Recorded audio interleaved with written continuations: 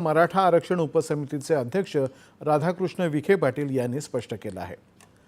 मराठा आरक्षणाबाबत राज्य शासनाने काढलेला शासन निर्णय हा पुराव्यांशी संबंधित आहे, सरसकट नाही। कुणबी असल्याचे पुरावे असणाऱ्यांनाच त्याचा लाभ होणार आहे। त्यामुळे ओबीसी आरक्षणाला कुठल्याही प्रकारे धक्का बसणार नाही अशी ग्वाही इतर मागास बहुजन कल्याण मंत्री अतुल सावे यांनी दिली। राष्ट्रीय ओबीसी महासंघाच्या विविध मागण्यांवरती चर्चा करण्यासाठी अतुल सावे यांच्या अध्यक्षतेखाली आज मुंबईत बैठक झाली, त्यावेळी ते बोलत होते। शासनाच्या सर्व योजनांचा उद्देश हा ओबीसी समाजाला शैक्षणिक, आर्थिक आणि सामाजिक दृष्ट्या सक्षम करणं हाच आहे। शासन पूर्णपणे कटिबद्ध आहे आणि सर्व मागण्यांवरती सकारात्मक पद्धतीने चर्चा करून निर्णय घेतले जातील, असंही सावे यांनी सांगितलं।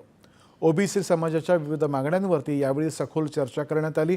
एकूण 15 प्रमुख मागण्यांपैकी काही मागण्या या मंत्रिमंडळाच्या बैठकीमध्ये ठेवण्यात येतील आणि उर्वरित मागण्यांबाबत 1 महिन्याच्या आत निर्णय घेण्यात येईल, असंही त्यांनी स्पष्ट केलं।